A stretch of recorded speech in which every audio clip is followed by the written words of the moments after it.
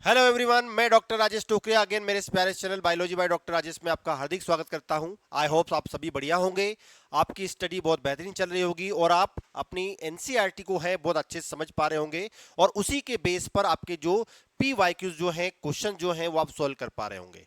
आज जो है हम बायोटेक्नोलॉजी की एप्लीकेशंस को देख रहे हैं, जो कि ऑलरेडी हम बायोटेक्नोलॉजी की एप्लीकेशंस को ही डिस्कस कर रहे हैं, लेकिन लास्ट में हमने एग्रीकल्चर की एप्लीकेशंस पूरी कंप्लीट कर ली है। हम हमारी हेल्थ से रिलेटेड एप्लीकेशंस के बारे में देख रहे हैं और आज जो है एक ऐसी ही एप्लीकेशन जो कि प्रेजेंट सिनेरियो में बायोटेक्नोलॉजी की देन है और कई तरह से इसका यूज जो है किया जा रहा है। अब ये क्या है, इसको हम बहुत डिटेल में अच्छी तरीके से समझने वाले हैं। और आज का जो एप्लीकेशन है बायोटेक्नोलॉजी की वो है ट्रांसजेनिक एनिमल। अब ये ट्रांसजेनिक एनिमल क्या है, कैसे बनाए गए हैं, इनका क्या यूज है, इन कंसेप्ट को हम वन बाय वन समझने वाले हैं। तो चलिए, अगेन सबका स्वागत है, वेलकम है इस ट्रांसजेनिक एनिमल वाले लेक्चर में। चलिए, सबसे पहले मैं आपको इमेज बता रहा हूं कि आप मेरे बैकग्राउंड में देख रहे हैं कई तरह के एनिमल्स जो हैं, जो ऑलरेडी साइंटिस्ट इन पर काम कर चुके हैं, जो रिसर्चर्स हैं वो काम कर चुके हैं और अभी काम लगातार जारी है और कई नई एनिमल जो हैं जुड़ भी सकते हैं। ये एनिमल्स वो मैंने बताए हैं जिन पर काम हो चुका है, जिनसे कई ना कई ऐसे प्रोडक्ट मिल चुके हैं जो हमारी हेल्थ से रिलेटेड है।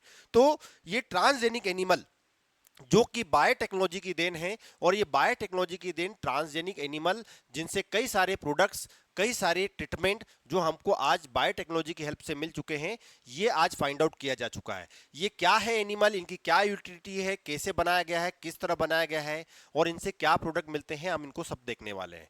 चलिए, सबसे पहले हम बात करते हैं किसकी, हम सबसे पहले बात करते हैं हमारे वर्ड ट्रांसजेनिक एनिमल की। तो यहां पर एनिमल को मुझे ज्यादा समझाने की जरूरत नहीं, एनिमल आपको पता है ये क्या है, लेकिन मैं आपको एक वर्ड बताने वाला हूं जिसका नाम है ट्रांसजेनिक। आप ये ट्रांसजेनिक क्या है, सबसे पहले हम उसको समझते हैं। ट्रांसजेनिक का मतलब, मैंने इस ट्रांसजेनिक वर्ड को दो पार्ट में डिवाइड किया है। पहला है ट्रांस, ये क्या है ट्रांस, और दूसरा है जेनिक। यहां पर मैंने ट्रांस जेनिक वर्ड को दो पार्ट में डिवाइड कर दिया। पहला है ट्रांस और दूसरा है जेनिक। ये है जेनिक और जो है ट्रांस है। तो यहां पर ट्रांस का मतलब क्या होता है और जेनिक का मतलब क्या होता है, तो आप समझ रहे होंगे कि नाम से समझ आ रहा है। ट्रांस का मतलब होता है ट्रांसफर, ट्रांस का मतलब क्या होता है, ट्रांसफर। और जेनिक का मतलब होता है जीन्स। अब जेनिक का मतलब क्या होता है, जीन्स होता है। जीन्स कौन है, डीएनए के सेगमेंट है, जो ऑलरेडी हम लास्ट लेक्चर में, इसके पहले हम जो एप्लीकेशंस पढ़ चुके हैं वहां पर ऑलरेडी डिस्कस कर चुके हैं। तो ऐसे एनिमल की हम बात कर रहे हैं जिनमें किसी दूसरे ऑर्गेनिज्म के डीएनए को क्या कर दिया गया है, ट्रांसफर कर दिया गया है। मैं अगेन बोल रहा हूं, ऐसे एनिमल की हम बात कर रहे हैं, ऐसे एनिमल को ट्रांसजेनिक एनिमल कहेंगे जिसके डीएनए में किसी दूसरे ऑर्गेनिज्म के डीएनए को ऐड कर दिया गया है। तो आप समझ गए होंगे कि ट्रांसजेनिक एनिमल क्या होगा, जिनमें ट्रांसफर कर दिया गया है जीन को। क्या कर दिया गया है, ट्रांसफर कर दिया गया है जीन को। तो इसका मतलब क्या समझ में आया, animal with the transferred gene. Animal with the transferred gene का मतलब एक ऑर्गेनिज्म के डीएनए में किसी दूसरे ऑर्गेनिज्म के डीएनए को जोड़ दिया गया है, जिसके कारण उसकी बॉडी में कहीं ना कहीं जो डीएनए इंसर्ट किया गया है वो कोई कैरेक्टर शो कर रहा होगा, कोई ना कोई फिजियोलॉजी को प्रेजेंट कर रहा होगा। इसलिए ऐसे एनिमल को हम ट्रांसजेनिक एनिमल कहते हैं। तो क्या आपको ये बात समझ में आई कि ट्रांसजेनिक एनिमल का मतलब क्या हुआ, ऐसे एनिमल जिनके डीएनए के अंदर हमने क्या कर दिया गया है, कोई किसी दूसरे ऑर्गेनिज्म के डीएनए को क्या कर दिया है, इंसर्ट कर दिया है, तो उन्हीं को हम क्या कहेंगे, ट्रांसजेनिक एनिमल कहते हैं। चलिए, सबसे पहले हम इस ट्रांसजेनिक एनिमल को एक एग्जांपल के थ्रू समझते हैं। देखिए, आप यह देख रहे हैं, ये है माउस। ये है कौन सा माउस है, एक नॉर्मल माउस है। नॉर्मल माउस का मतलब ये है, नॉर्मल माउस का मतलब यहां पर क्या है, इसको कोई किसी भी टाइप की डिसीज नहीं है, या कोई इसका जो डीएनए है वो नॉर्मल है। इसका मतलब ये क्या है, ये नॉर्मल माउस है। ये क्या है, नॉर्मल माउस। ये क्या है, नॉर्मल माउस है। अब इस माउस के डीएनए को मैंने निकाला, ये डीएनए है, बायोटेक्नोलॉजी की हेल्प से डीएनए को आइसोलेट कर लिया। अब ये माउस का डीएनए है, किसका डीएनए है, माउस डीएनए। ये आपको बात समझ में आ गई, ये माउस का डीएनए। अब इस माउस के डीएनए में मैंने क्या किया, इस माउस के डीएनए में मैंने एक दूसरे ऑर्गेनिज्म, लाइक मैं बात करूं, किसकी बात कर रहा हूं, ह्यूमन। ये किसका जीन है, ह्यूमन जीन है। मतलब मैंने एक चूहे के अंदर इंसान का जीन क्या कर लिया, कलेक्ट किया और इंसान के जीन को, मैंने ह्यूमन के जीन को इस माउस के डीएनए के अंदर क्या कर दिया, जोड़ दिया। अब ये कैसे जोड़ा होगा, कैसे कलेक्ट किया हो गया, आप बायोटेक्नोलॉजी समझ चुके हैं, बायोटेक्नोलॉजी का प्रिंसिपल हम समझ चुके हैं, क्या होते हैं रेस्ट्रिक्शन एंजाइम, क्या होते हैं डीएनए लाइगेज एंजाइम, ये आपको पढ़ने की जरूरत है। तो ये किस तरह से जोड़ दिया जाएगा, कैसे कट कर दिया जाएगा, ये आपको समझ में आ गया होगा। तो अभी मैंने क्या बताया कि इस नॉर्मल माउस का मैंने डीएनए कलेक्ट किया और इस नॉर्मल माउस के डीएनए में मैंने क्या कर दिया, ह्यूमन का जीन जो है वो लिया और ह्यूमन का जो जीन है वो जोड़ दिया। तो आप यहां देख रहे हैं ये क्या बन गया, एक आर डीएनए बन गया, ये रिकॉम्बिनेंट डीएनए टाइप का बन गया। और इस जीन को मैंने क्या किया, इस माउस के अंदर ट्रांसफर कर दिया। तो ये जो माउस है, अब ये माउस जो है वो कैसा माउस बन गया, ये बन गया ट्रांसजेनिक माउस। कैसा बन गया, ट्रांसजेनिक माउस। अब ये ट्रांसजेनिक माउस बन गया, मतलब आप ऐसा का ऐसा जैसे इस माउस के अंदर किया है कि उसके डीएनए में किसी दूसरे के डीएनए को आपने ऐड कर दिया। मतलब एक चूहे के अंदर आपने इंसानों के डीएनए को ऐड कर दिया और उस डीएनए के कारण अब इस चूहे की बॉडी के अंदर कोई ना कोई फिजियोलॉजी चेंजेस होगा, कोई ना कोई डेवलपमेंट चेंज होगा, डेवलपमेंट इफेक्ट जो है वो दिखेगा और कोई ना कोई एक्सप्रेशन जो है डीएनए का वो आपको देखने को मिलेगा। तो डीएनए आपने जो ह्यूमन बीइंग का आपने यहां पर इंसर्ट करवाया है, ये एक्सप्रेस करेगा, डीएनए से आरएनए बनाएगा, आरएनए से प्रोटीन बनाएगा और ये प्रोटीन कहीं ना कहीं फिजियोलॉजिकल पार्टिसिपेंट में हेल्प करेगा। तो आई थिंक यहां तक की बात हो गई कि ट्रांसजेनिक एनिमल ऐसे एनिमल हैं जिनमें किसी दूसरे ऑर्गेनिज्म के डीएनए को क्या कर दिया गया, इंसर्ट कर दिया गया है। ऐसे एनिमल को हम क्या कहेंगे, ट्रांसजेनिक एनिमल कहेंगे। तो लेकिन आपको एक बात समझ में आई होगी कि इस डीएनए में हमने क्या किया है, इस पर्टिकुलर माउस के डीएनए में हमने मॉडिफिकेशन किया है। हमने मॉडिफिकेशन क्या किया, रेस्ट्रिक्शन एंजाइम यूज किया होगा, हमने उस रेस्ट्रिक्शन एंजाइम से कट किया और लाइगेस एंजाइम की हेल्प से हमने डीएनए को जोड़ दिया। तो कुल मिला के ये मॉडिफिकेशन हुआ। क्या हुआ, कुल मिला के यहां पर क्या हुआ, मॉडिफिकेशन हुआ। तो एग्जांपल के लिए हम समझ सकते हैं कि एनिमल्स जो हैं, ऐसे एनिमल की बात करें, animal whose DNA is modified, whose DNA is modified. यहां पर आप समझ गए होंगे कि ऐसे एनिमल्स जिनके डीएनए को क्या कर दिया गया है, मॉडिफाइड किया कर दिया गया है। और मॉडिफाइड कैसे किया, किसी दूसरे ऑर्गेनिज्म के डीएनए को आपने जोड़ दिया। तो ये ऑर्गेनिज्म का जो डीएनए है वो क्या है, फॉरेन डीएनए है। कैसा डीएनए है, फॉरेन डीएनए है। अब ये फॉरेन डीएनए क्या होता है, फॉरेन जीन क्या होता है, या आप इसको जीन ऑफ इंटरेस्ट भी कह सकते हो। तो आपने क्या किया, इंट्रोड्यूस अ फॉरेन डीएनए, या मैं बोल सकता हूं जीन, फॉरेन डीएनए या जीन को आपने क्या कर दिया, इंसर्ट कर दिया, जिससे क्या होगा, आपको एक्सप्रेशन मिलेगा और एक्सप्रेशन से हमको कोई ना कोई पर्टिकुलर डिजायर कैरेक्टर मिलेगा। तो ऐसे एनिमल्स जिनके अंदर किसी फॉरेन डीएनए को, किसी जीन ऑफ इंटरेस्ट को आपने ऐड कर दिया, जोड़ दिया, तो ऐसे ऑर्गेनिज्म के अंदर जो स्पेशल कैरेक्टर मिलेगा, तो ऐसे ऑर्गेनिज्म को हम क्या कहेंगे, ट्रांसजेनिक एनिमल्स कहेंगे। क्या कहेंगे, ट्रांसजेनिक एनिमल्स कहेंगे। तो यहां तक की बात आपको समझ में आ गई कि ट्रांसजेनिक एनिमल ऐसे एनिमल हो गए जिनके डीएनए में हमने किसी दूसरे ऑर्गेनिज्म के डीएनए को ऐड कर दिया, जिसके कारण कोई नया एक्सप्रेशन मिलेगा। तो ऐसे एनिमल्स को हम ट्रांसजेनिक एनिमल कहेंगे। चलिए अब बात करते हैं सबसे पहले बहुत बेहतरीन एग्जांपल जो आपको एक बेसिक जनरल नॉलेज के फॉर्म में आपको पता होना चाहिए। सबसे पहले हम बात करते हैं पोली एंड मोली। तो जैसे आपने डोली के बारे में सुना होगा, ट्रांसजेनिक डोली के बारे में सुना होगा। ट्रांसजेनिक जो डोली है वो एक सीप है जिसको बायोटेक्नोलॉजी या आरडीएनए हम टेक्नोलॉजी की तरह जो समझ सकते हैं कि उसको बनाया गया है। ऐसे कैसे एग्जांपल है पोली और मोली। अब हम इमेज में भी देख रहे हैं, एक है पोली और मोली। अब ये दोनों में कैसे डिफरेंस करोगे, तो सबसे पहले हम समझते हैं मोली के बारे में। अब ये मोली क्या है, मोली क्या है, एक क्लोन्ड सीप्ड है। क्या है, क्लोनिंग करके बनाया गया है, क्लोन सीप्ड है, जिसको प्रोड्यूस क्यों किया गया है, तो produce using the same process. From, जो सेम प्रोसेस का मतलब क्या है, मैं टेक्निक की बात कर रहा हूं, सेम टेक्निक। या सेम टेक्निक का मतलब क्या है, इस मोली को वैसे ही बनाया गया है जैसे डोली को बनाया गया था। डोली को जैसे बनाया गया है उसी तरह मैं क्या बताना चाह रहा हूं, मोली को बनाया गया है। इसका मतलब यह है कि एक क्लोन शिप्ड है और produce using the same technique use for the डोली, डोली शिप। डोली शिप को जैसे बनाया गया था वैसे के वैसे इस टेक्निक की हेल्प से बनाया गया था। लेकिन आपको एक बात ध्यान रखना है कि जो डोली शिप थी उसमें किसी दूसरे ऑर्गेनिज्म का जीन इंसर्ट नहीं किया गया था, किसी दूसरे ऑर्गेनिज्म का जीन इंसर्ट नहीं किया गया था। वैसे के वैसे she did not contain a human gene. इसका मतलब आप समझ गए कि एक मोली क्या है। एक मोली ट्रांसजेनिक एनिमल है। ट्रांसजेनिक एनिमल है या नहीं आपको ये को समझना है। ये क्लोन शिप्ड है। क्लोन शिप्ड का मतलब ये हुआ कि जिसके अंदर वैसे ही टेक्निक का यूटिलाइज किया गया जैसे डोली के अंदर किया गया था, लेकिन डोली में क्या नहीं किया गया था, किसी दूसरे ऑर्गेनिज्म के जीन को इंसर्ट नहीं किया गया था। ये एक सिप के डीएनए को ही एक सिप के डीएनए में ट्रांसफर कर दिया गया था। तो वैसे ही वैसे क्या बनाया गया है, मोली बनाया गया है, और मोली के अंदर किसी दूसरे लाइक ह्यूमन जीन इंसर्टेड नहीं किया गया है। तो यहां पर आपको फोकस क्या करना है, डिड नॉट कंटेन या ह्यूमन जीन, ह्यूमन डीएनए को या किसी फॉरेन डीएनए को यहां पर इंसर्ट नहीं किया गया है। तो यहां पर मोली के बारे में आप समझ गए। अब बात करते हैं हम किसकी, पोली की। अब ये पोली क्या है, पोली एक ट्रांसजेनिक क्लोन शिप्ड है। देखिए मैंने क्या बताया, मोली एक क्लोन शिप्ड है, लेकिन यहां पर पोली क्या है, ट्रांसजेनिक क्लोन शिप है।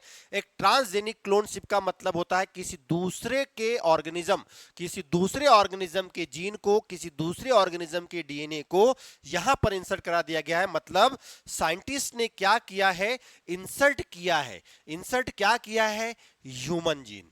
मतलब ह्यूमन जीन को क्या कर दिया गया है, इंसर्ट इनटू हर सेल्स। मतलब इस सिप के अंदर जिसका नाम है पोली, ये पोली क्यों रखा गया है, क्योंकि इस सिप के अंदर ह्यूमन के जीन को क्या कर दिया गया है, इंसर्ट कर दिया गया है बिफोर दी क्लोनिंग। ये बात आपको समझ में गई। She was created to produce human therapeutical proteins. Human therapeutical proteins को क्या कर दिया गया है, प्रोड्यूस कर दिया गया है। अब ये थेरेपेटिकल प्रोटीन्स जो होते हैं वो क्या काम करते हैं, हमारी बॉडी में कोई ना कोई डिसीज होती है, उन डिसीज को ट्रीटमेंट या उस डिसीज के पर्टिकुलर ट्रीटमेंट के लिए हेल्प करती है। तो यहां पर फैक्टर 9, क्या मैं बात कर रहा हूं, किसकी बात कर रहा हूं, फैक्टर 9 की बात कर रहा हूं। किसकी बात कर रहा हूं, फैक्टर 9 की बात कर रहा हूं। ये फैक्टर 9 नाम का जो प्रोटीन है, जो प्रोटीन जो है इस जो पोली है, इस पोली से जो मिल्क बनेगा उसमें प्रेजेंट होगा। और इस मिल्क का यदि आप यूटिलाइज करते हैं एज अ ड्रग, या मैं बोल सकता हूं इस मिल्क से, इस पोली के मिल्क से इस ड्रग को कलेक्ट कर लिए जाए या प्यूरिफाई कर लिए जाए, तो इससे हम क्या कर सकते हैं, जो हीमोफीलिया जैसी बीमारी होती है, हीमोफीलिया जैसी बीमारी होती है, उस बीमारियों का जो है ट्रीटमेंट जो है हम निकाल सकते हैं। तो कुल मिला के आपको ये बात समझ में आ गई कि पोली और मोली एक ट्रांसजेनिक एनिमल है। लेकिन पोली और मोली में क्या डिफरेंस है कि पोली में ट्रांसजेनिक जीन मतलब ट्रांसफर कर दिया गया है किसी दूसरे ऑर्गेनिज्म के डीएनए को, मतलब ह्यूमन जीन को क्या कर दिया गया है, इंसर्ट कर दिया है, जिसके कारण उसकी बॉडी में जो मिल्क बनने वाला है उस मिल्क के अंदर क्या बनेगा, फैक्टर 9 बनेगा। और ये फैक्टर 9 किसके ट्रीटमेंट में करता है, हीमोफीलिया के ट्रीटमेंट में क्या करता है, हेल्प करता है। तो आपको समझ में आ गया कि इस पोली जैसे ऑर्गेनिज्म का मिल्क यदि अपनी डेली लाइफ में यूज किया जाए, जो ऐसे और मैं इंसान की बात कर रहा हूं जिनको हीमोफीलिया है या ऐसी कोई बीमारियां हैं, ऐसी कोई डिसीज है, तो ऐसे ऑर्गेनिज्म को डेवलप करना जरूरी है, और जो कि बायोटेक्नोलॉजी की एक बेहतरीन एप्लीकेशन है। तो आपको ये पोली और मोली का कंसेप्ट जो है बहुत बेहतरीन तरीके से समझ में आया होगा, और आपको एक नई एप्लीकेशन के बारे में समझ में आया होगा कि जो कि बायोटेक्नोलॉजी की देन है, रिकॉम्बिनेंट डीएनए टेक्नोलॉजी की देन है। चलिए दूसरी तरफ बात करते हैं एंडी मंकी। अब ये एंडी मंकी क्या है, एंडी मंकी का मतलब होता है कि एक ऐसे मंकी जिसके अंदर किसी दूसरे ऑर्गेनिज्म का डीएनए हमने क्या कर दिया, बायोटेक्नोलॉजी की हेल्प से इंसर्ट कर दिया। एंडी मंकी एक ट्रांसजेनिक एनिमल है जिसको बायोटेक्नोलॉजी की हेल्प से बनाया गया है। देखिए ये है जेलीफिश, और जेलीफिश के डीएनए को कलेक्ट किया साइंटिस्ट ने क्या किया, जेली जो फिश है उसके डीएनए को क्या किया, कलेक्ट किया, और इस डीएनए को क्या किया, मंकी जो है उस मंकी के अंदर ट्रांसफर कर दिया। तो अब ये मंकी जो है वो कैसा मंकी बन गया, ये ट्रांसजेनिक मंकी बन गया। क्या बन गया, ट्रांसजेनिक मंकी बन गया। तो आपको ये बात समझ में आ गई कि किसी दूसरे ऑर्गेनिज्म के डीएनए को आप निकालेंगे और इस दूसरे ऑर्गेनिज्म के डीएनए को आपने कहां पर ऐड कर दिया, मंकी के अंदर ट्रांसफर कर दिया, तो उसकी सेल के अंदर ये क्या कर रहा है, फ्लोरोसेंट लाइट को प्रोड्यूस कर रहा है। तो आप यह देख रहे होंगे कि ग्रीन कलर से रिप्रेजेंट हो रहा है। तो कुल मिला के एनडी डीएनए मतलब एनडी मंकी, ये एनडी का फुल फॉर्म क्या होगा, इसको आप रिवर्स डायरेक्शन में पढ़ेंगे तो आपको समझ में आएगा कि आई का मतलब होगा inserted DNA. Inserted DNA, ND का मतलब क्या होगा, inserted DNA. Inserted DNA monkey है एक ऐसा मंकी जिसकी सेल में जो जेलीफिश है उसके डीएनए को क्या कर दिया गया है, इंसर्ट कर दिया गया है। तो चलिए आपको ये बात समझ में आ गई कि यहां पर ND was the transgenic monkey. ND क्या है, ट्रांसजेनिक मंकी। ट्रांसजेनिक मंकी है कौन, एनडी की बात कर रहे हैं। एनडी क्या है, एक ट्रांसजेनिक मंकी है, क्रिएटेड इन 2000 के भीतर इसको क्या कर दिया गया था, क्रिएट कर दिया गया था। और इट कैरीड द जीन, कौन सा, ग्रीन फ्लोरोसेंट प्रोटीन। जो ग्रीन फ्लोरोसेंट प्रोटीन होता है जो क्या करता है, एक जीन है जीएफपी। क्या है, एक जीन है जीएफपी। एक क्या है, जीन है जो क्या करता है, ग्रीन फ्लोरोसेंट लाइट को प्रोड्यूस करता है। तो ये जीन जेलीफिश से निकाला गया।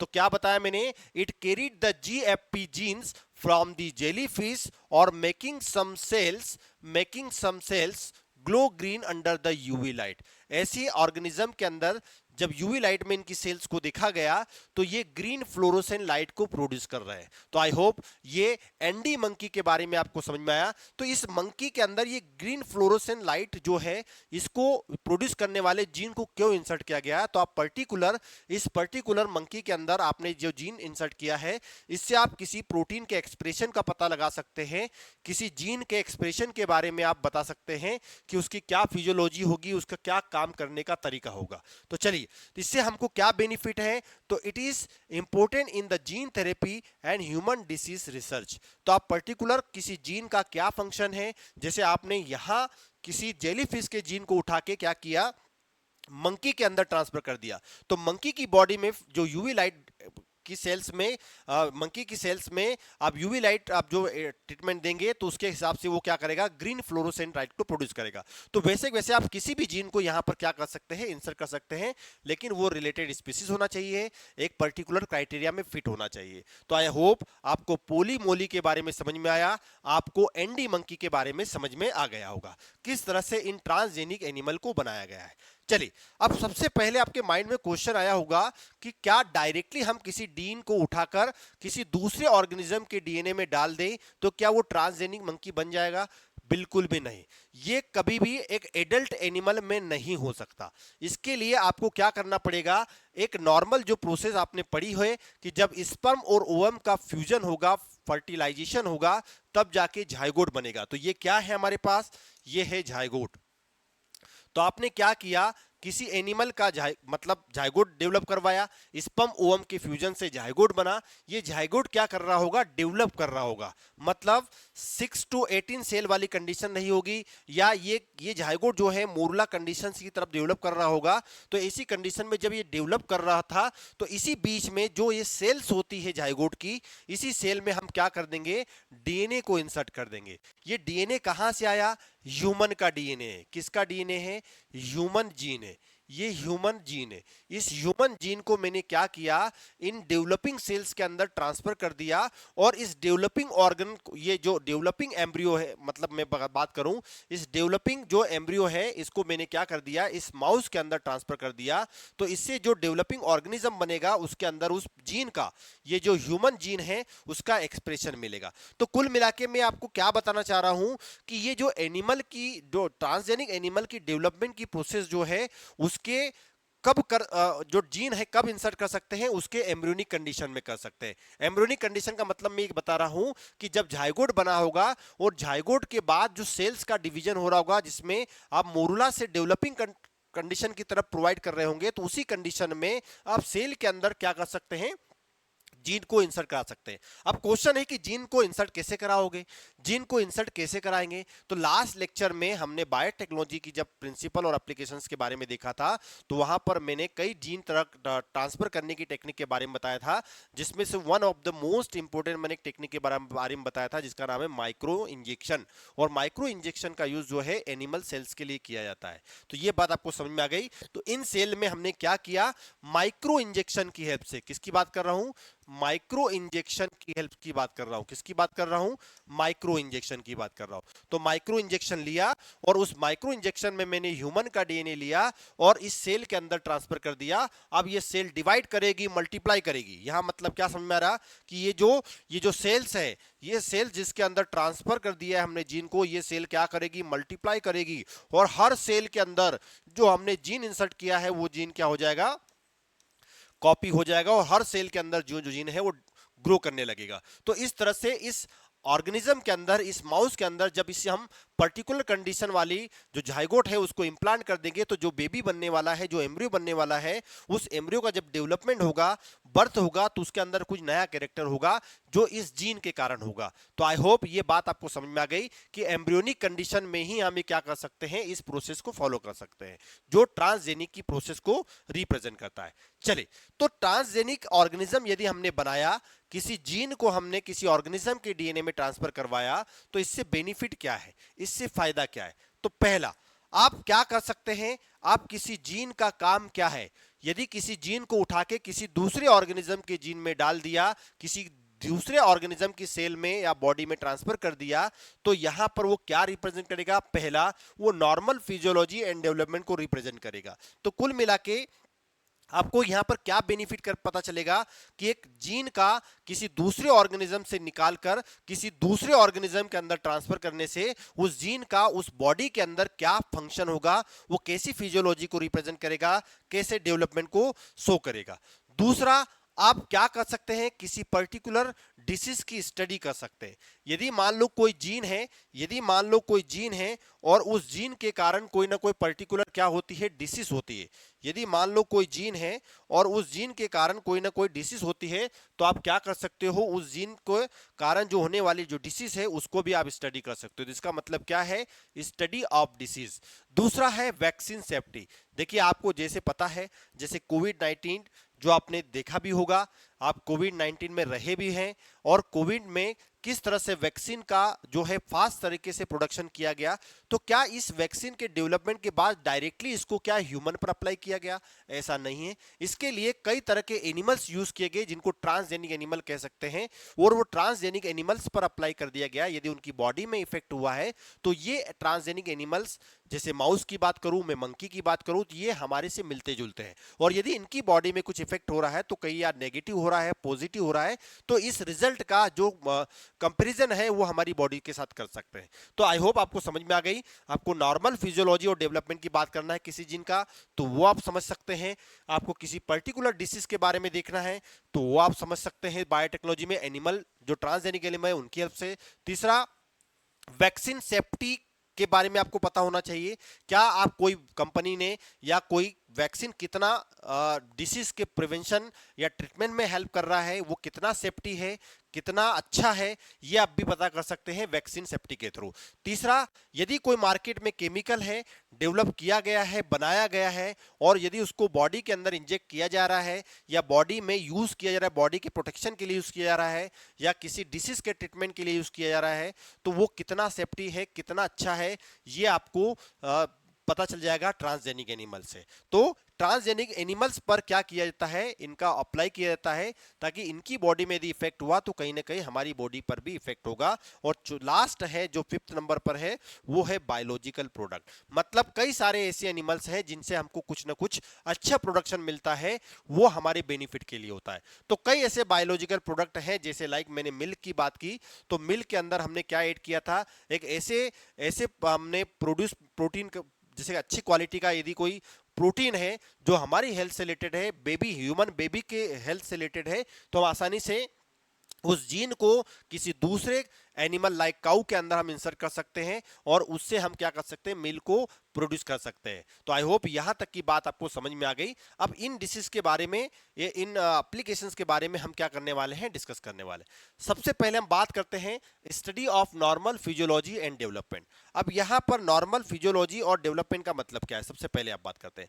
मान लो कोई जीन है, सपोज कोई क्या है, एक जीन है, और वो क्या कर रहा है, नॉर्मल फंक्शन कर रहा है। क्या कर रहा है, नॉर्मल फंक्शनिंग कर रहा है या नॉर्मल फंक्शन कर रहा है, ये आपको पता होना चाहिए। एक कोई जीन है जो क्या कर रहा है, नॉर्मल फंक्शन कर रहा है। नॉर्मल फंक्शन का मतलब उसके अंदर कोई म्यूटेशन नहीं है, कोई किसी तरह का डिफॉल्ट नहीं है, एक नॉर्मल जीन है और वो नॉर्मल जीन क्या कर रहा है, नॉर्मल फंक्शन कर रहा है। तो सिंपल सी बात है, यदि जीन नॉर्मल है तो नॉर्मल फंक्शन हो रहा है, तो जो फिजियोलॉजी एंड डेवलपमेंट होगा वो भी क्या होगा, फिजियोलॉजी फिजियोलॉजी एंड डेवलपमेंट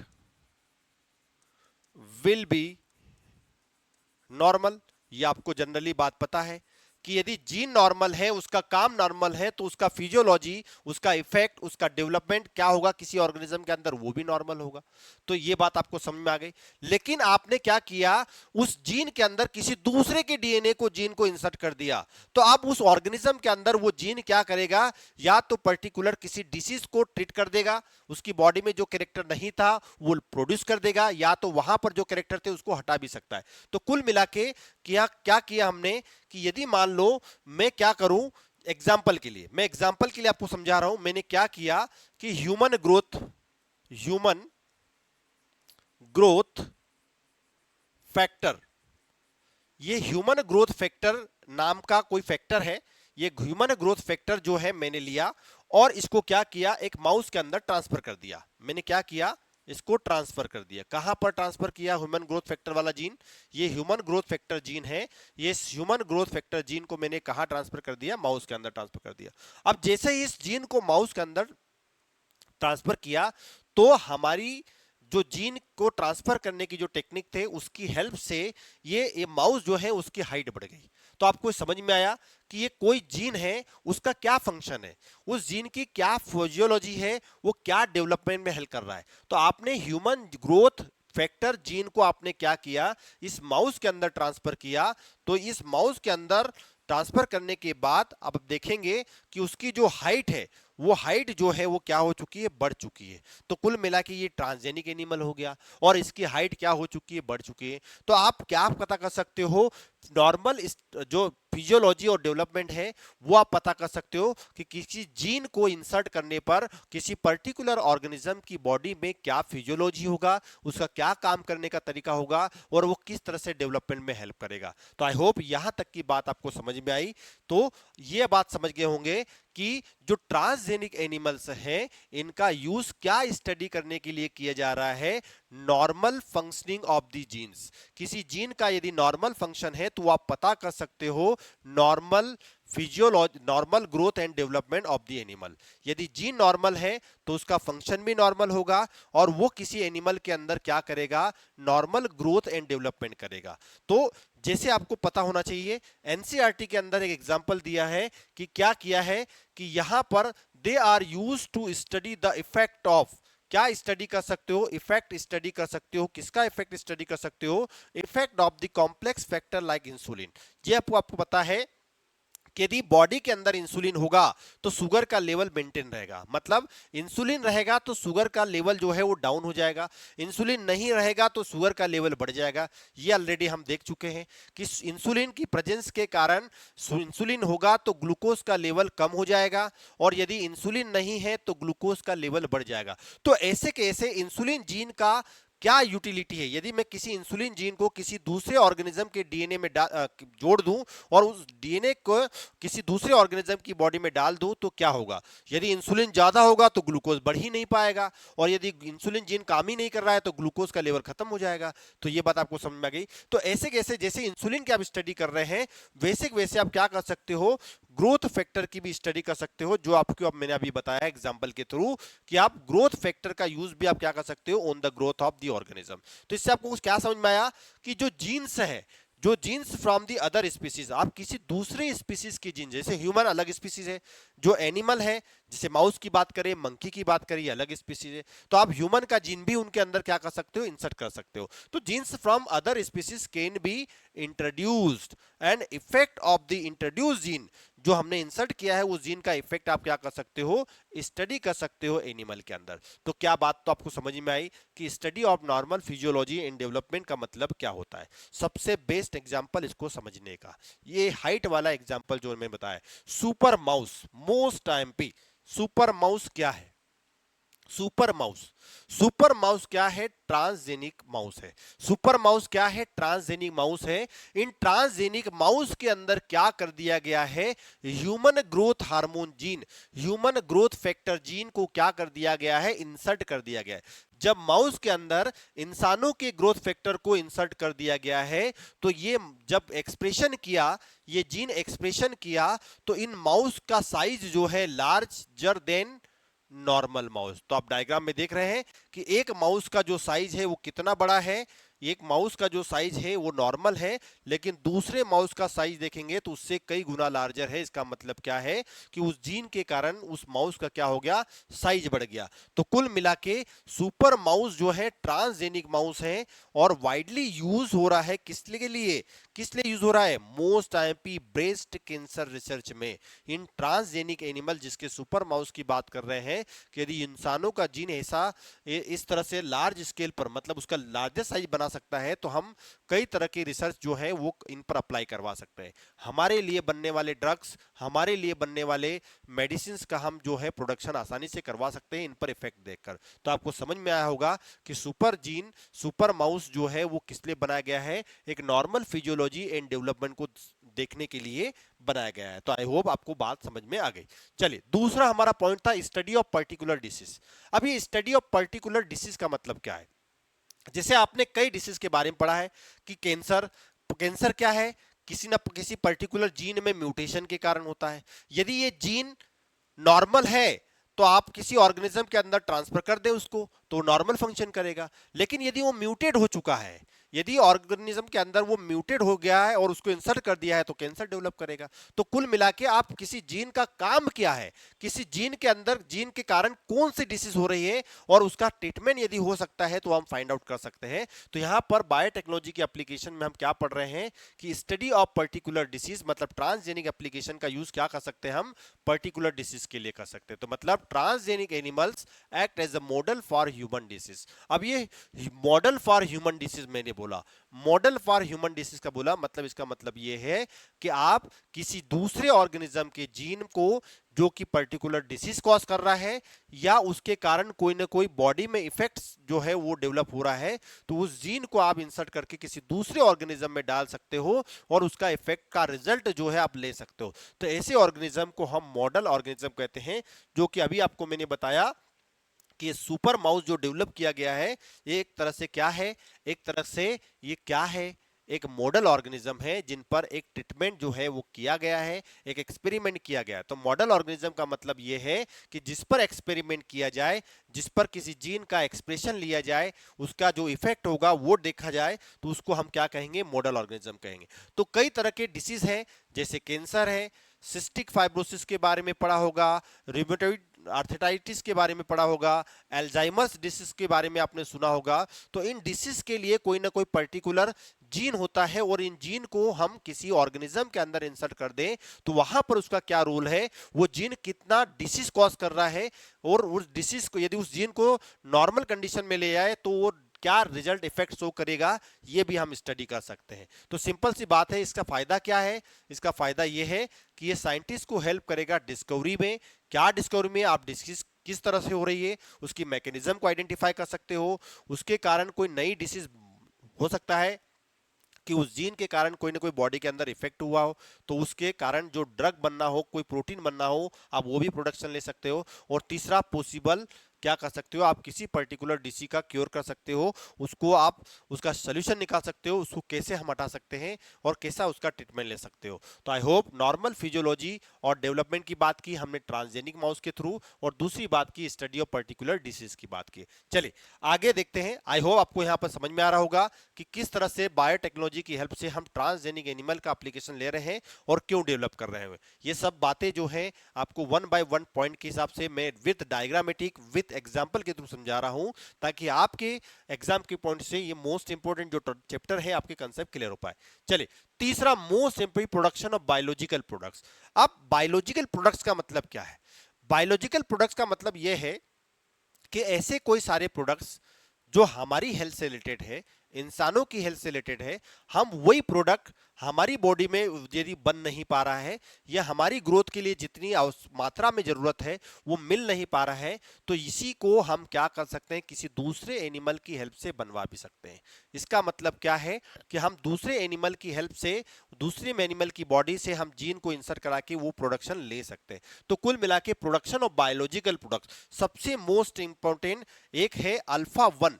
ये हम किसकी बात कर रहे हैं? ह्यूमन प्रोटीन की बात कर रहे हैं। देखिए यहां पर आप लंग्स देख रहे हैं, ये है नॉर्मल लंग्स। ये क्या है? एक नॉर्मल लंग है। ये आप बात समझे, ये नॉर्मल है, नॉर्मल लंग्स। यहां पर क्या है आप देख रहे होंगे, ये डिसीज लंग है। यहां पर डिसीज का मतलब कि आपको पता होना चाहिए कि लंग्स के अंदर एयर सेक्स होती है। एयर सेक्स का मतलब मैं एल्वलाई की बात कर रहा हूं। एल्वलाई की जब वॉल्स खराब हो जाती है, एल्वलाई की वॉल जब डिस्ट्रॉय हो जाती है, तो ऐसी कंडीशन में एक बीमारी होती है जिसको हम क्या कहते हैं? एम्फोसीमा कहते हैं, एम्फीसीमा कहते हैं। ये एम्फीसीमा जो है एक क्या है? पर्टिकुलर डिसीज है। ये किस तरह की डिसीज है इसको थोड़ा समझते हैं। एक ऐसी कंडीशन जिसके अंदर क्या इन्वॉल्व होता है? Damage of the walls of the air sac. मतलब एल्वलाई जो है लंग्स के अंदर, ये लंग्स के अंदर एल्वलाई होते हैं, जिसको कि एल्वलाई क्या है? एल्वलाई बेसिक यूनिट होती है लंग की। यदि ये बेसिक यूनिट लंग जिसके कारण हम क्या कर रहे हैं? ब्रीदिंग कर पा रहे हैं, यही खत्म हो जाएगी तो हम सांस नहीं ले पाएंगे। तो ऐसी बीमारी को हम क्या कहते हैं? एम्फीसीमा कहते हैं। और इस एम्फीसीमा के ट्रीटमेंट के लिए एक प्रोटीन को बनाया गया है जिसका नाम है ह्यूमन प्रोटीन, या मैं बोल सकता हूं अल्फा 1 एंटी ट्रिप्सिन। क्या नाम है उस प्रोटीन का?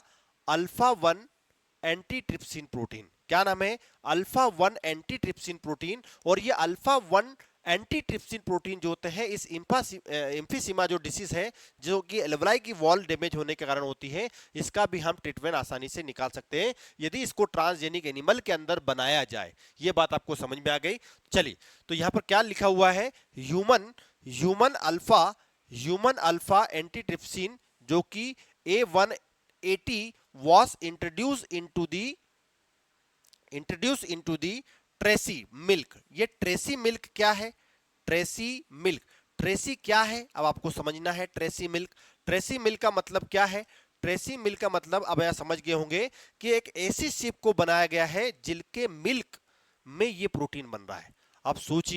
आप सोचिए कि बायोटेक्नोलॉजी की एक बेहतरीन एप्लीकेशन कि आप हमारे बॉडी में बनने वाला जीन आप एक शिप की बॉडी में बना रहे हैं। यदि उस शिप की बॉडी में जो मिल्क बन रहा है उस मिल्क का आप यूज करते हैं, या उस मिल्क में बनने वाला अल्फा 1 एंटीट्रिप्सिन नाम का प्रोटीन आप एक्सट्रैक्ट कर ले, वहां से आइसोलेट कर ले और उसको अपने ड्रग के हिसाब से, आप मेडिसिन के हिसाब से यूज करते हैं, तो ये लंग्स में होने वाली प्रॉब्लम, एम्फीसीमा जो प्रॉब्लम है, वो आप उसका परमानेंट क्योर कर सकते हो, उसका सोल्यूशन ढूंढ सकते हो। तो इस तरह से ट्रांसजेनिक एनिमल का यूज बायोलॉजिकल प्रोडक्ट के लिए करते हैं। तो आई होप ये एंटीट्रिप्सिन आपको बात समझ में आ गई होगी।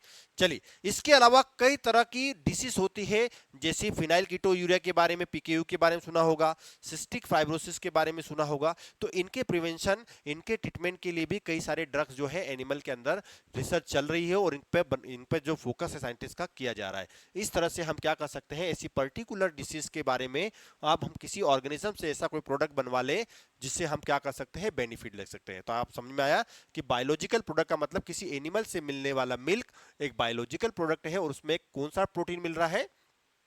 अल्फा 1 एंटीट्रिप्सिन प्रोटीन मिल रहा है, जो हमारी बॉडी में एम्फीसीमा जैसी बीमारी को ट्रीटमेंट में हेल्प करता है। चलिए दूसरा हम प्रोडक्ट समझते हैं, सबसे मोस्ट इंपोर्टेंट है। मोस्ट इंपोर्टेंट की बात कर रहे हैं, मैं किसकी बात कर रहा हूं? मोस्ट इंपोर्टेंट बात कर रहा हूं। तो यहां मेरे आप बैकग्राउंड में देख रहे हैं। चलिए सबसे पहले मैं आपको बता दूं, सॉरी, ये मैंने बताया ट्रेसी क्या है। ट्रेसी क्या है? Tracy is the first transgenic ship. Tracy most IMP. Tracy क्या है? ट्रांसजेनिक शिप है। और ट्रांसजेनिक शिप का मतलब आपको समझ में आ गया होगा कि ह्यूमन के जीन को इस शिप के अंदर डाल दिया गया है, और ह्यूमन के जीन को ट्रांसफर करने के बाद इसके मिल्क में ये प्रोटीन बनवा दिया जा रहा है। तो आपको ये बात समझ में आई। दूसरी बात करते हैं काऊ की। इसका नाम है रोजी।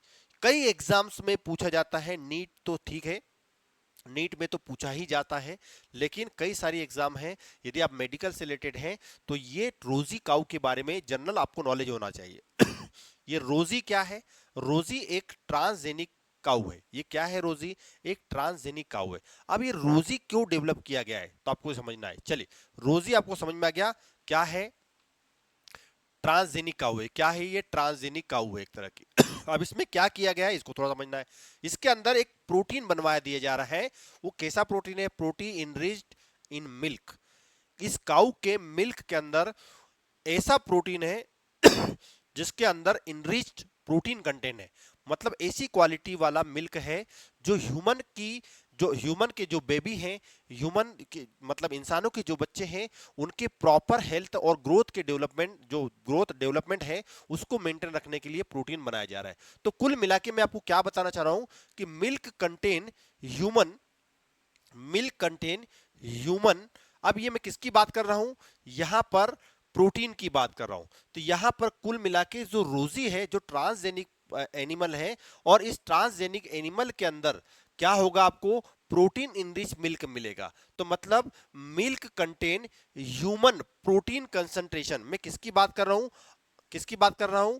लैक्ट एल्बुमिन की बात कर रहा हूं। किसकी बात कर रहा हूं? लैक्ट एल्बुमिन की बात कर रहा हूं। ये लैक्ट एल्बुमिन नाम का प्रोटीन जो है, इसकी कंसंट्रेशन इस काऊ के मिल्क में बहुत ज्यादा मात्रा में होती है। जो कितनी होती है? 2.4 ग्राम पर लीटर। 2.4 ग्राम पर लीटर इस काऊ के मिल्क में जो होती है, इस प्रोटीन की मात्रा होती है। तो आई होप आपको ये समझ में आया होगा कि लैक्ट एल्बुमिन क्या है। लैक्ट एल्बुमिन क्या है? लैक्ट एल्बुमिन जो है एक तरह का प्रोटीन है, जो इस रोजी, जो कि ट्रांसजेनिक काऊ है, उसके अंदर ये बन रहा है। और इसका यूज जो है, इस मिल्क का जो यूज है वो क्या कहते हैं? देखिए, milk was the more nutritionally balance for the human babies than normal cow milk. एक नॉर्मल गाय के मिल्क में जितना प्रोटीन होता है, उससे 2.4 ग्राम पर लीटर, मतलब कई गुना ज्यादा जो है इस रोजी काऊ के लिए। तो आपको सबसे पहला क्वेश्चन ये है कि रोजी क्या है? एक काऊ है, सिप नहीं है बेटा। ऑब्जेक्टिव में आपको जो है बनेंगे, जिस हिसाब से ऑप्शन होंगे उस हिसाब से आपको फॉलो करना है। तो रोजी क्या है? काऊ है, सिप नहीं समझना है। चलिए, तो इस तरह से ये बनाया गया। तो आपको जो रोजी जो काऊ है, उसकी बॉडी में जो मिल्क बनने वाला है, वो मिल्क क्या है? अल्फा लैक्ट एल्बुमिन है। अल्फा लैक्ट एल्बुमिन है। मैंने लैक्ट एल्बुमिन के बारे में बताया है, लैक्ट एल्बुमिन के बारे में बताया, मैं अल्फा भूल गया, सॉरी। ये अल्फा लैक्ट एल्बुमिन है। और इस अल्फा लैक्ट एल्बुमिन जो होता है, ये अल्फा लैक्ट एल्बुमिन जो होता है, वो क्या करेगा? इनफैक्ट जो होता है, जो डेवलपिंग बेबी है, उसके लिए अच्छा फार्मूला है। उसके लिए बॉडी की ग्रोथ के डेवलपमेंट के लिए बहुत जरूरी है। दूसरा, इंप्रूव चाइल्ड्स गेस्ट्रो इंटेस्टाइन। बच्चा जो डेवलप हो रहा है, उसका जो डाइजेशन सिस्टम हो, जो गेस्ट्रो इंटेस्टाइन है, वो अच्छा हेल्दी रहे, वो डाइजेस्ट कर पाए। दूसरा, एड इन चाइल्ड्स ब्रेन फंक्शन। और बच्चे का जो ब्रेन हो, वो दिमाग हो, वो विकसित हो, वो अच्छे तरीके से, प्रॉपर तरीके से क्या करे? ग्रोथ करे, और उसके हेल्थ और डेवलपमेंट में हेल्प करे।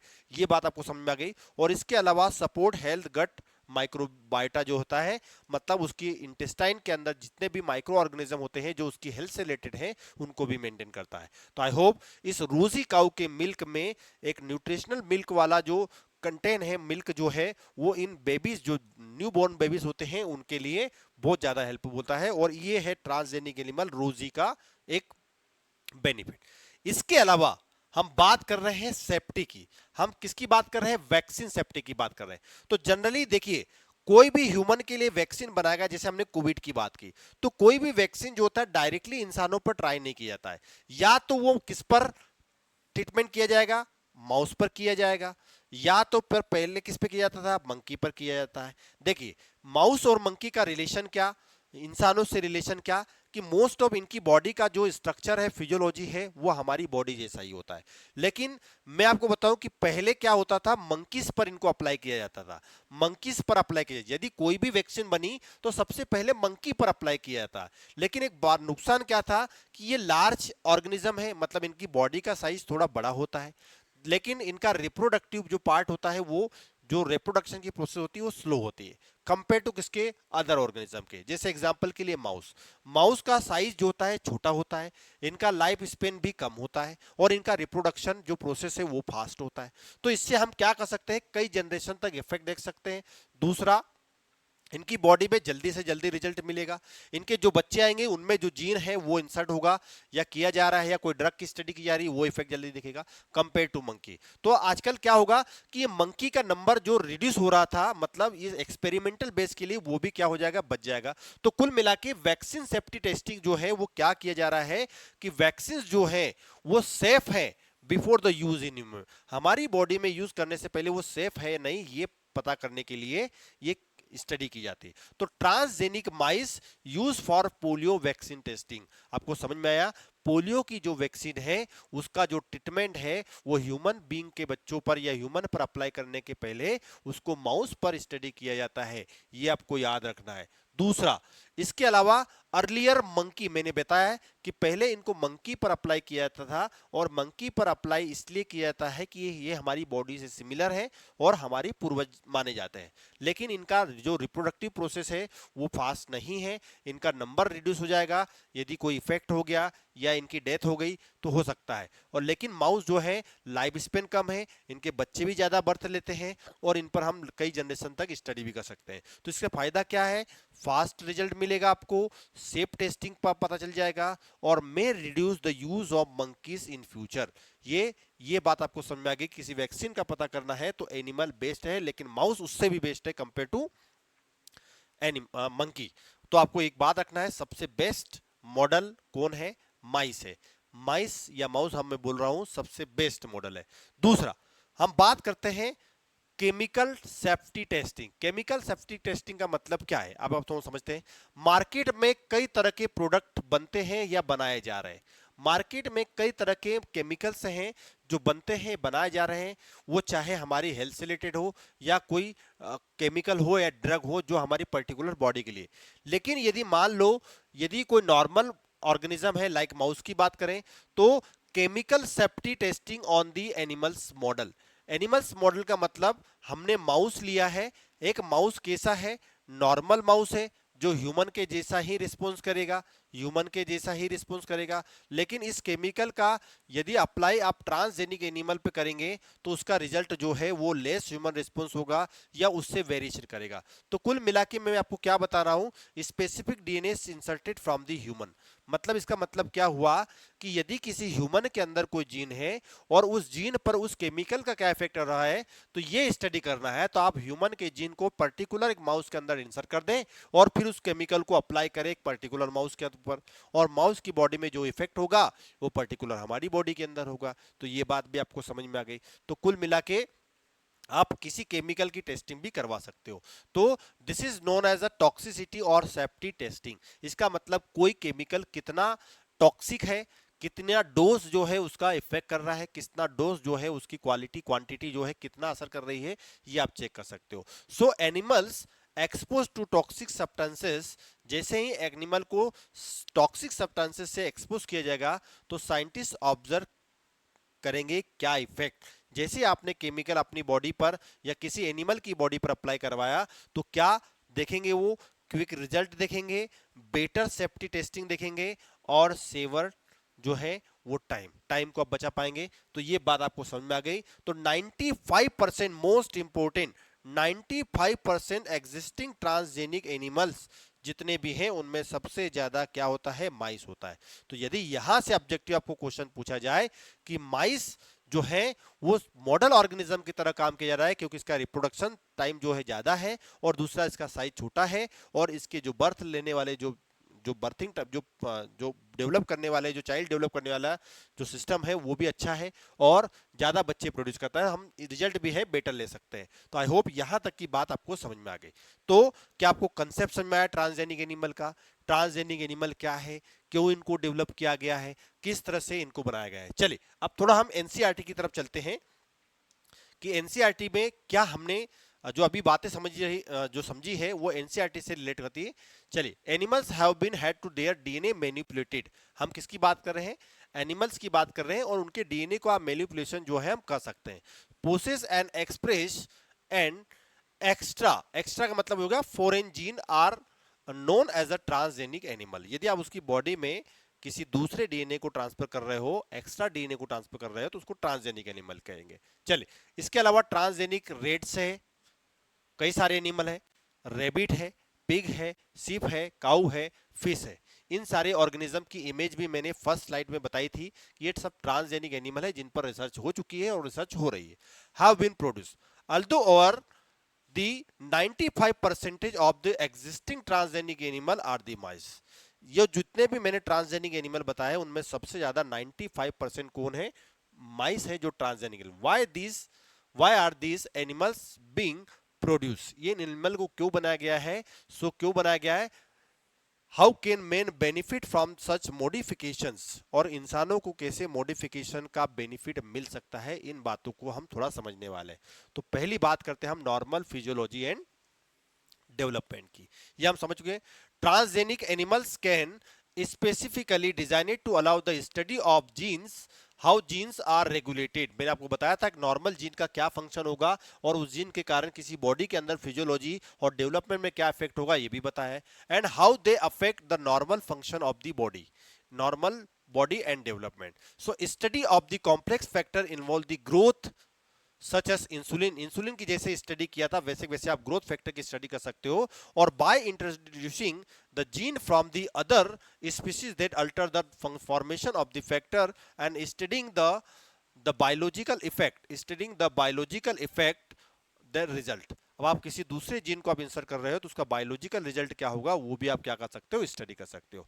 चलिए, दूसरी बात करें, information is obtain about the biological role of the factor in the body. आप किसी पर्टिकुलर जो फैक्टर है, जीन है, उसका क्या बॉडी में रोल है वो आप स्टडी कर सकते हो। स्टडी ऑफ डिसीज, तीसरा मैंने क्या देखा था या मैंने आपको क्या बताया था? Study of disease. तो इसका मतलब ट्रांसजेनिक एनिमल का जो डिजाइन किया गया है, उनको बनाया गया है, वो increase our understanding how genes contribute the development of disease. कोई जीन है, जैसे कैंसर की बात की थी, कोई पर्टिकुलर जीन में म्यूटेशन हो जाए या कोई जीन है जो किसी पर्टिकुलर डिसीज को अराइज कर रहा है, डेवलप कर रहा है, तो वो आप स्टडी कर सकते हैं। These genes are specially made to serve as a model for human। और ये जीन क्या करते हैं? ह्यूमन मॉडल जीन की डिसीज की तरह काम करते हैं। सो दस investigation of new treatment of disease is made. और आप किसी ट्रीटमेंट का जो मतलब किसी डिसीज का जो ट्रीटमेंट है वो भी आप डेवलप कर सकते हो, मॉडल डेवलप कर सकते हो। और टुडे ट्रांसजेनिक एनिमल्स या transgenic model exist for many human disease. और हमारी बॉडी से रिलेटेड, हमारी डिसीज से रिलेटेड कई सारी ऐसी डिसीज है, लाइक आप कैंसर की बात करें, सिस्टिक फाइब्रोसिस की बात करें, रूमेटॉइड आर्थराइटिस की बात करें या अल्जाइमर डिसीज की बात करें, जिनके बारे में ऑलरेडी मैंने आपको बता दिया है। इसके अलावा बायोलॉजिकल प्रोडक्ट्स भी आप ले सकते हैं। जैसे मेडिसिन की बात करें, requirement to treat certain human disease, कई मेडिसिन बनवा सकते हैं। ये contain biological products, but such as products are often expensive to make. अब इन प्रोडक्ट को बनाना थोड़ा क्या होगा, महंगा होगा, लेकिन आने वाले फ्यूचर में इसका पॉसिबल जो प्रोडक्शन है वो हो चुका है। और आने वाले समय में हम कई तरह की डिसीज जो है इनका क्योर कर सकते हैं, उनका प्रिवेंशन कर सकते हैं। Transgenic animals that produce useful biological products that can be created by the introduction of the portion of DNA. किसी डीएनए के पोर्शन को आप इंट्रोड्यूस कर दे तो प्रोडक्ट का ले सकते हैं। और such code for particular product such as, किसकी बात कर रहे हैं हम? ह्यूमन प्रोटीन की बात कर रहे हैं, जो अल्फा एंड 1 एंटीट्रिप्सिन की बात करें, यूज टू ट्रीट एम्फेसिमा डिसीज के लिए यूज किया जाता है। मोस्ट टाइम पे आपको याद रखना है। इसके अलावा attempt are the being to made the treatment of the phenyl ketonuria PKU की बात की थी, सिस्टिक फाइब्रोसिस की बात करी, इनके लिए भी काम चल रहा है। 1997 के अंदर फर्स्ट ट्रांसजेनिक काऊ को बनाया गया जिसका नाम है रोजी मोस्ट टाइम पी। और इसको बनाया गया था किस लिए? प्रोटीन इन रिच मिल्क। और 2.4 ग्राम जो है पर लीटर इसका कंटेंट जो है प्रेजेंट होता है। और this milk is contain human alpha lactalbumin जो होता है, जो कि न्यूट्रिशनली बहुत ज्यादा होता है और ह्यूमन बेबीज के लिए बहुत ज्यादा अच्छा होता है। ये मिल्क यदि बेबी को पिलाते हैं तो नॉर्मल ग्रोथ एंड डेवलपमेंट होता है, उसकी बॉडी हेल्दी रहती है और उसको ज्यादा बेनिफिट मिलता है। तो आई होप यहां तक की बात समझ में आई। ट्रांसजेनिक एनिमल क्या है, क्यों प्रोड्यूस किए गए हैं और किस तरह से इनको बनाया गया है, क्या इनकी एप्लीकेशन है। दूसरी बात करते हैं हम किसकी, वैक्सीन सेफ्टी की बात करते हैं। ट्रांसजेनिक माइस जो है, मैंने आपको बताया था कि बिंग डेवलप्ड टू यूज, क्या किस डेवलपमेंट के लिए किया गया है, क्यों बनाया गया है इनको, क्यों इनको बनाया गया है, ये आपको समझ में आ गया कि जो ट्रांसजेनिक एनिमल है इनका जो डेवलपमेंट हुआ है वो क्यों डेवलप किया गया है इनको, for use in the testing of safety vaccine, कोई वैक्सीन सेफ्टी है या नहीं, they are used in humans. So transgenic mice are being used for test, इनके लिए ट्रांसजेनिक माउस को यूज किया जाता है safety of the polio vaccine. Most IMP polio vaccine की सेफ्टी के लिए ट्रांसजेनिक माउस को यूज किया गया। If successfully and found to be reliable and the could be replace the use of monkeys to test safety batches of the vaccine. और vaccine का कितना असरदार है ये आप मंकी मैंने बताया था कि मंकी का रिप्रोडक्टिव टाइम भी कम होता है और उसका जो नंबर है वो भी घट सकता है, इसलिए हम उसको नंबर भी रिड्यूस कर सकते हैं यदि आप माइस को यूज कर रहे हैं। तो ये बात आपको समझ में आ गई। और कई तरह के ऐसे केमिकल्स हैं जिनका आप यूज कर सकते हैं, जैसे this known as a toxicity और सेफ्टी टेस्टिंग, आप किसी टॉक्सिक कंपाउंड का कितना क्वालिटी है, वो कितना हार्मफुल है, वो भी आप टेस्ट कर सकते हैं। So this process is the same that use a testing toxicity of drug. Transgenic animals are made that carry genes which make them more sensitive toward the toxic substances than the non-transgenic animal। कोई toxic non transgenic animal पर कितना effect कर रहा है, transgenic जो organism है उन पर कितना इफेक्ट कर रहा है, ये दोनों का कंपेरेटिव स्टडी भी आप क्या कर सकते हैं, आसानी से कर सकते हैं। और टॉक्सिसिटी जो है किसी केमिकल की वो भी आप स्टडी कर सकते हैं। They are then expose to toxic substances and effect are study. किसी केमिकल का आप क्या कर देंगे, अप्लाई करवा देंगे किसी ऑर्गेनिज्म के अंदर, तो कितना वो टॉक्सिक है ये भी आप ऑब्जर्व कर सकते हैं। तो toxicity testing in such animal will allow to obtain such result less time. और यदि आप ये स्टडी कर रहे हो तो ये कम समय में आप कर सकते हो, बेटर तरीके से कर सकते हो, जिससे आपका रिजल्ट जो होगा बेहतरीन तरीके से मिलेगा और आप ट्रांसजेनिक एनिमल की हेल्प से आप कई तरह के डिसीज का क्योर कर सकते हो। तो आई होप आज का लेक्चर आपको समझ में आया होगा। ट्रांसजेनिक एनिमल क्या होते हैं, ट्रांसजेनिक एनिमल कैसे डेवलप किए जाते हैं, ट्रांसजेनिक एनिमल क्यों यूज किए जाते हैं, ये आपको समझ में आया होगा। चलिए नेक्स्ट लेक्चर में नए कंसेप्ट के साथ मिलते हैं। Thank you so much, thank you so much.